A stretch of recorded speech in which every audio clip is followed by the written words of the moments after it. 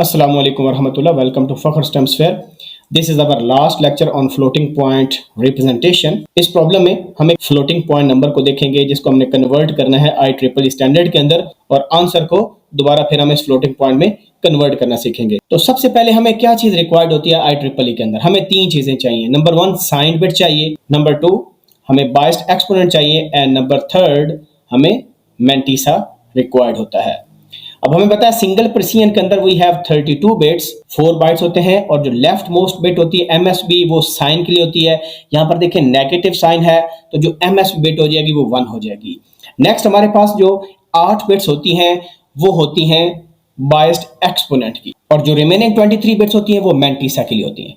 तो सबसे पहला काम क्या होता है, हम इस अपने फ्लोटिंग पॉइंट नंबर को कन्वर्ट करते हैं बाइनरी के अंदर। अब इसके दो पार्ट्स हैं, एक इंटीग्रल पार्ट है, दूसरा फ्रैक्शनल पार्ट है, तो दोनों को अलग अलग कन्वर्ट करेंगे बाइनरी के अंदर। नेगेटिव साइन को हमने नहीं छेड़ना, ये एज इट इज लिखना है। तो हमने 3 को कन्वर्ट किया, 1 1 आ गया हमारे पास, क्योंकि 3 की बाइनरी 1 1 होती है। और उसके बाद 0.75 आप कैलकुलेटर को यूज कर सकते हो, मैंने यहाँ पर मैनुअली कर दिया। कैलकुलेटर में क्या करते थे कि हमारे पास 0.75 में कितने डिजिट्स हैं, 2 डिजिट्स हैं, तो हम इसको मल्टीप्लाई कर देंगे 2 की पावर 2 से, विच इज 4। 0.75 को जब 4 से मल्टीप्लाई करेंगे 3 डेसिमल का आ जाएगा। और 3 को कैसे रिप्रेजेंट करते हैं, इन 2 बिट्स, क्योंकि 2 डिजिट्स हैं। जितने डिजिट्स होंगे उतनी बिट्स लिखनी होंगी आपने उस डेसिमल नंबर की। तो 3 की जो बाइनरी आएगी वो भी 1 1 आती है। तो इस वजह से जो हमारे पास इंटीग्रल पार्ट है वहां पर भी 1 1 आ गया, और जो फ्रैक्शनल पार्ट है वहां पर भी 1 1 आ गया। और ये नेगेटिव साइन इसी तरह कैरी करना है, हमने 2's कंप्लीमेंट नहीं लेना, -3 का 2's कंप्लीमेंट नहीं लेना, इसी तरह इसको कैरी करना है, because this negative sign shows कि MSB हमारी 1 होगी। स्टेप नंबर 2 में हमने अपनी इस बाइनरी नंबर को कन्वर्ट करना है नॉर्मलाइज्ड साइंटिफिक नोटेशन के अंदर। वो क्या चीज होती है कि हमारे पास रेडिक्स पॉइंट होता है, उसके लेफ्ट साइड पर सिंपल 1 होना चाहिए, क्योंकि नॉन जीरो नंबर होना चाहिए। बाइनरी में 2 ही नंबर होते हैं, एक 0 एक 1, तो 0 हो नहीं सकता, इस वजह से ये परमानेंटली फिक्स है 1 डॉट। इसको कैसे कन्वर्ट करेंगे, क्योंकि इस नंबर में बाय डिफॉल्ट 2 की पावर 0 है, और हमने अपने इस रेडिक्स पॉइंट को मूव करना है towards the right of MSB bit, जो कि 1 है। तो जब हम एक पोजीशन मूव करेंगे तो +1 हमारे पास आ जाए। ये हमारे पास आ गई नॉर्मलाइज्ड नोटेशन।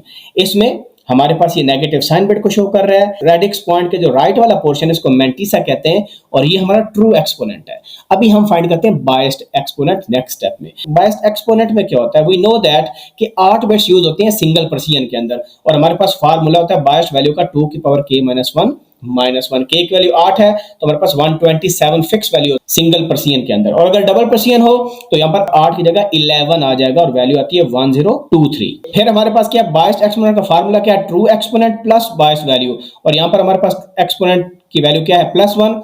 इस 1 के अंदर 127 ऐड कर देंगे, 128। अब हमने अगला काम क्या करना है, 128 को बाइनरी में कन्वर्ट करना, क्योंकि ये 7th बिट होती है 128, तो इस वजह से बाकी सारी बिट्स क्या हो जाएंगी, 0 हो जाएंगी। अब हमने सारे अपने स्टेप्स कर लिए, अब हम आंसर को लिखते हैं IEEE 754 नोटेशन के अंदर।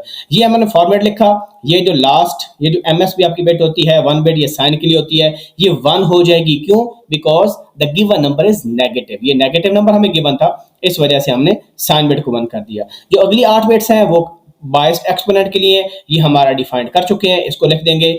और उसके बाद हमारे पास मेंटिसा की बिट्स हैं, और यहाँ पर आप देख सकते हैं मेंटिसा कितना है, 111 हमने लिख दिया, क्योंकि 23 बिट्स रिक्वायर्ड थी, rest of the bits will be 0।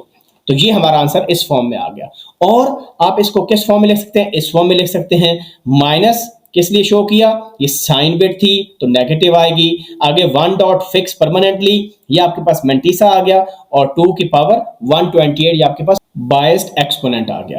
तो प्रेफरेबल है कि आप इस फॉर्मेट में लिखें, और अगर इस फॉर्मेट में भी लिख लें तो वेल एंड गुड। तो 3 चीजें हमें चाहिए थी, एक साइन बिट चाहिए थी जो कि यहाँ पर देखें 1 है, दूसरा मेंटिसा चाहिए था जो कि 111 है, आपको यहां से भी नजर आ रहा है, और लास्ट एक्सपोनेंट चाहिए जो कि 128 है, विच इज बायस्ड एक्सपोनेंट।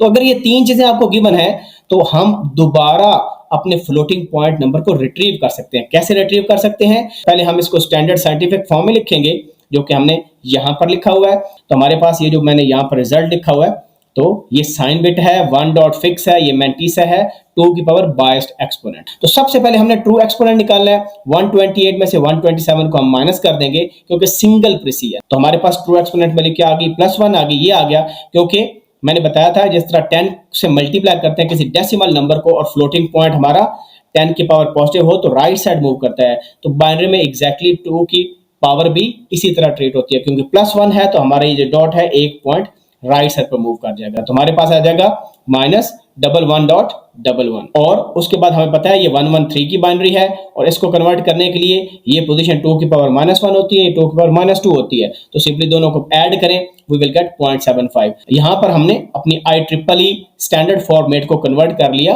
अपने फ्लोटिंग पॉइंट के अंदर। तो यहां पर इस प्रॉब्लम में मैंने दोनों स्टेप्स ही कर लिए और ये जरूरी समझा कि नेगेटिव फ्लोटिंग पॉइंट को भी कंसीडर किया जाए, क्योंकि कुछ स्टूडेंट एलर्जिक होते हैं, वो नहीं कर पाते। तो कोई क्वेश्चन हो please ask in the comment section. मिलते हैं नई वीडियो के साथ, अपना ख्याल रखें, अल्लाह हाफिज़ व नासिर।